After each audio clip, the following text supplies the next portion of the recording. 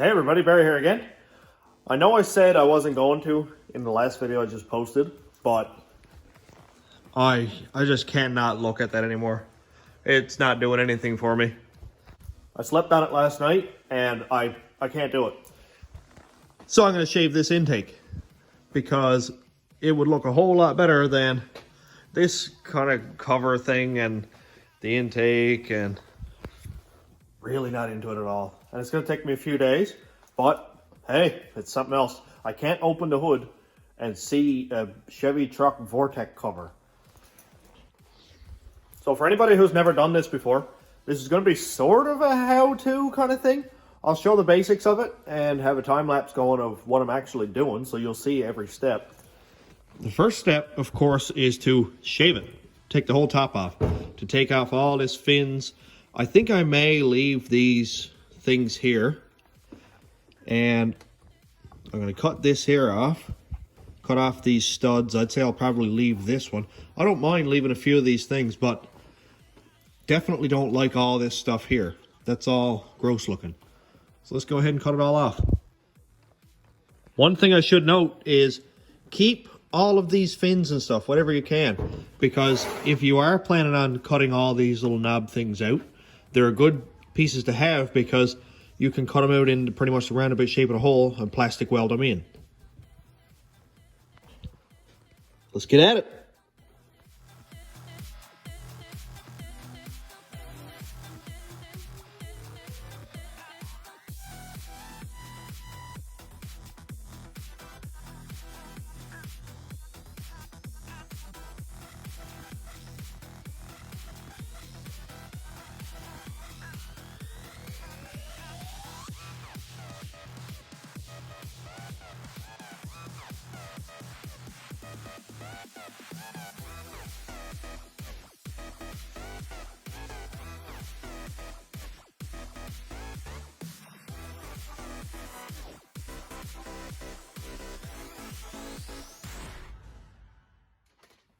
Here we can see a lot of what was cut off. So I'm not going to cut off all these things here because there's a lot of holes in behind them, and I don't mind the way that looks. That's fine. On the last one I did cut all these off and it worked perfect. There was no issues or anything. I have one hole that I have to fill, so that's not too bad. I'll take a circle out of this and sort of melt it in around. Make sure it's good and solid, and then that'll be all the holes filled. Basically, all there is now is, well, I have a cutoff wheel on this one, which you won't need to use. I usually like to use like one of these things here, sandpaper wheel. Now this one's well used, but, and just go over it and take your time, clean it all up. Make sure you get all these casting marks out of it, all this raised spots here from using the hacksaw and grinder and stuff. And when you're done, it should be pretty much just as smooth as any of this right here. But that's pretty much what it looks like when you first cut all the pieces off. Don't be too concerned about getting it right down flush and really clean and stuff when you're just cutting it off, because the main point now is to get it out of the way. And then after that, and well, right now, I'll start doing the nice cleanup work.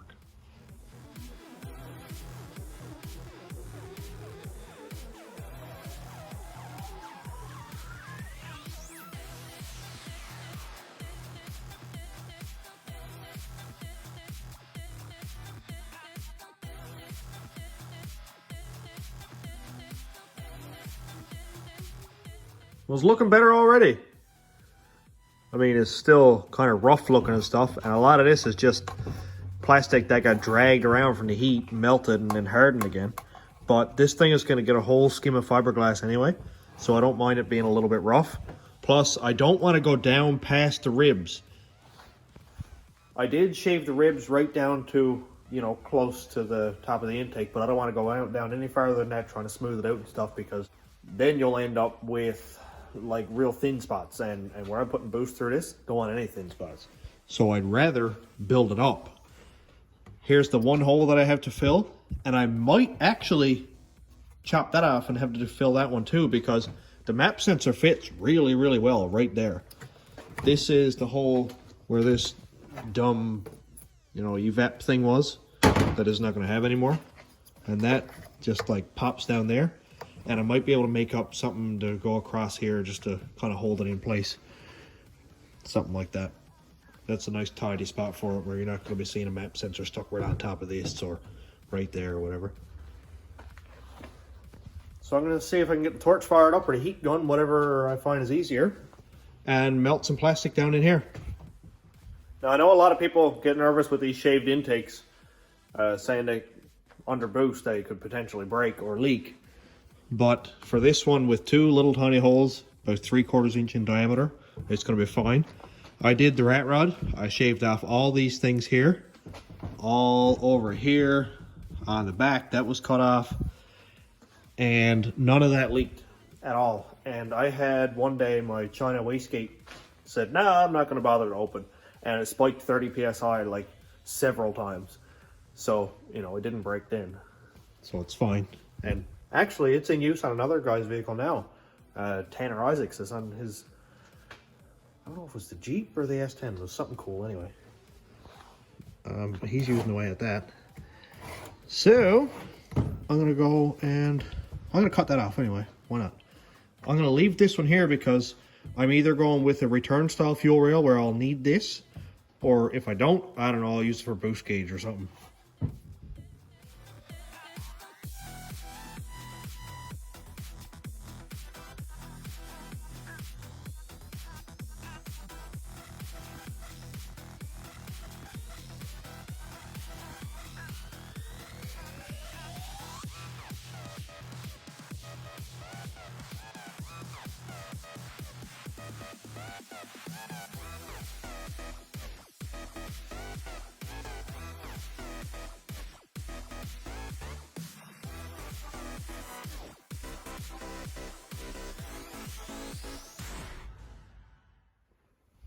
As long as it took me to cap over those two holes, I'm glad I'm not doing them all. That took so long, but they're capped over, plastic welded on. I got them left a little bit raised, and I'll do a layer of fiberglass. So this here is ColorFlow long strand fiberglass, and it is nasty. It's really hard to work with. But I'm gonna do a layer of long strand over the top of the intake for strength. This stuff is wicked. People make boats out of it. It's gonna work fine. So I'll do about a 1/4 inch thick layer across the whole top of here, have it taper down to flush along here, so I'll be able to sand it out. You won't be able to see any of it. I'm going to try to get it as smooth as possible, because that stuff is really, really hard to sand. It doesn't sand well at all, and I got a lot of stuff to sand around. So I'll try and get it as smooth as possible on the first layer, and let it sit overnight, see what it looks like tomorrow.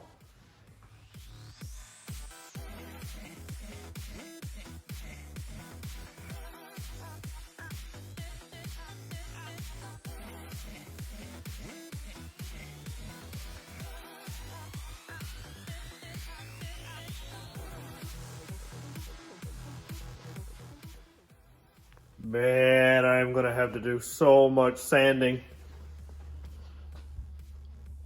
You can see right now why Cass does all the body work. I probably put 2 pounds of fiberglass on this thing. Ugh, that's gonna suck. So I guess I'll leave this for tonight, let it set up, and tomorrow I'll go ahead and sand it down just until it's relatively even, and then do a coat of either short strand or just go right for the lightweight body filler, see how it goes. This is mainly for strength, just to make sure the top of the intake isn't going to, you know, pop those caps out that I plastic welded in or whatever. And when I say plastic welded, I mean like blowtorch and a screwdriver. But this will do. This will do, as ugly as it is. It'll look a whole lot better than this in a couple of days' time. Now, it takes a lot of work, but I'm up for it. Why not? Fiberglass been drying overnight, and I realized I am awful at this. Man, I got a lot of sanding to do. Meaning, I'll probably just knock it down the best I can and then glass over it. Or do lightweight filler and then sand that down.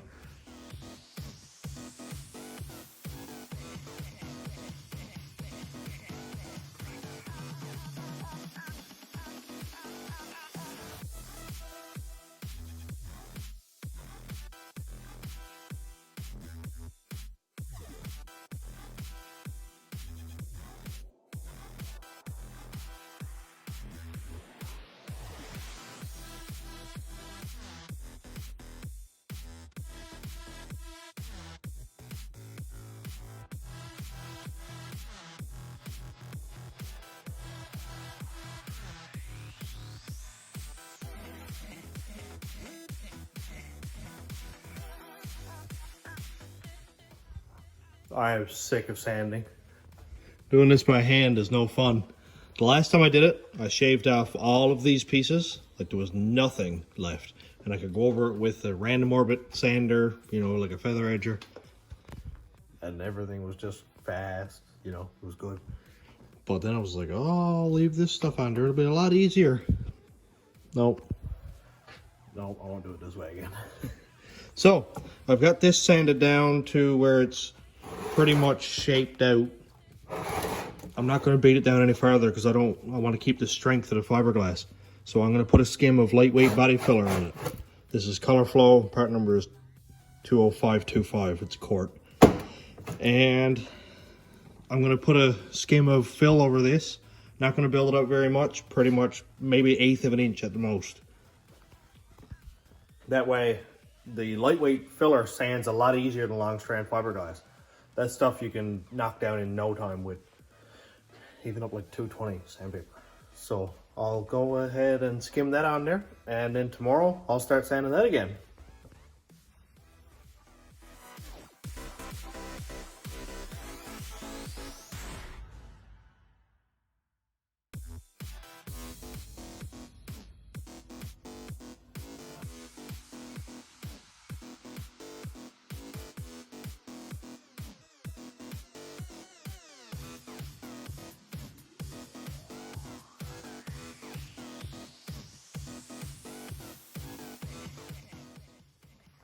Well, it's coming along.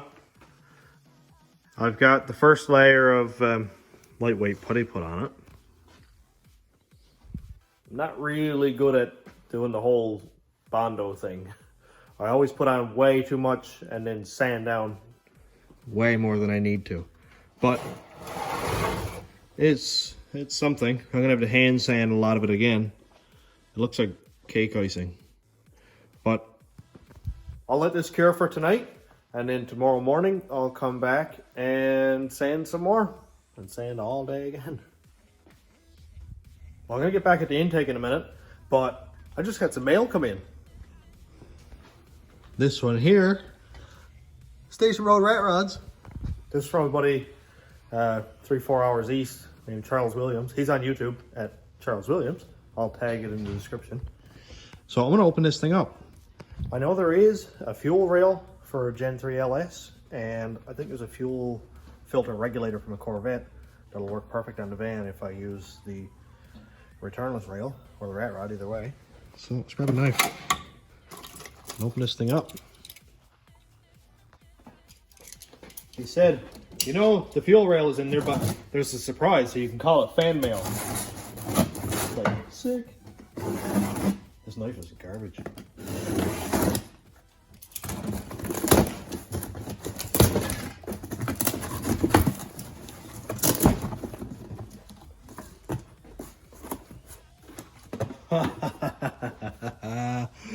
That is the gear. Sick. So here's our returnless fuel rail, which will be perfect. Now I can use the decapped injectors and the regulator filter, well, the Corvette regulator filter. That'll pair up perfect with this.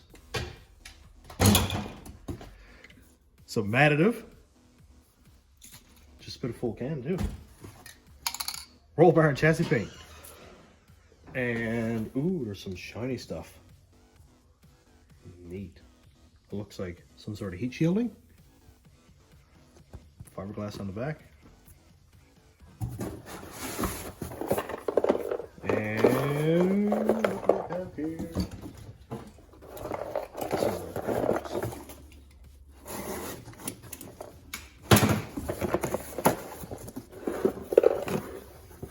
our we got some injectors.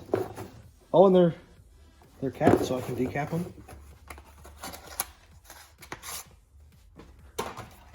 That is so sick. That's perfect. Oh, it's complete from Ireland. Deadly. Plug-ins are on them. That's all gonna work perfect on this thing. Oh, I can't wait. I want to get this engine running like ASAP. And this stuff is gonna make it a whole lot easier. Thanks, man.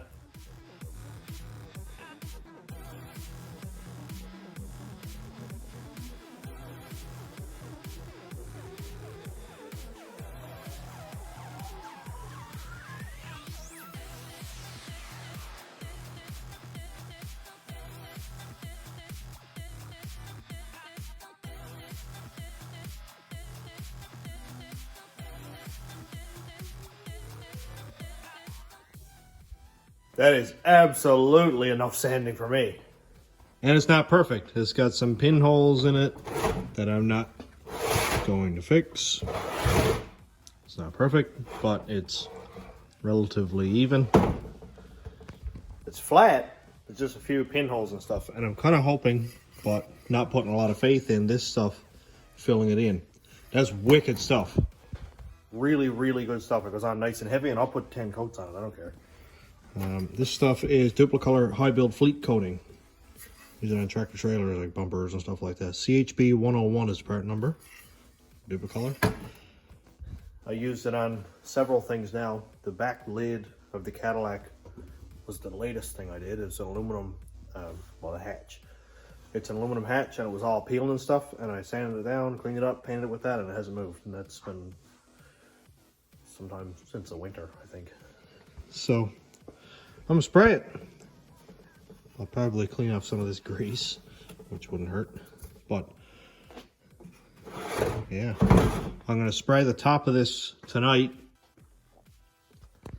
get it all sprayed, and then I'll go and degrease and clean the rest of the bottom part tomorrow, because I want to make sure that when I'm cleaning off the grease, which I should have done prior to any body work, and you know, that would be the first step, is to clean it, but I'm not doing any big immaculate job on this. I just want it to look a lot better than a regular stock intake. So let's wipe it off and spray some paint on it.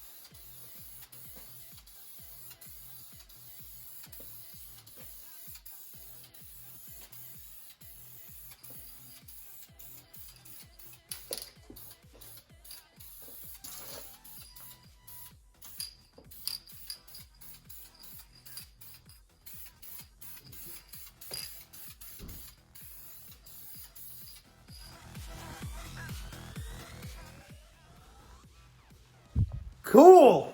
It's shaved poorly. I don't normally let this stuff go like this.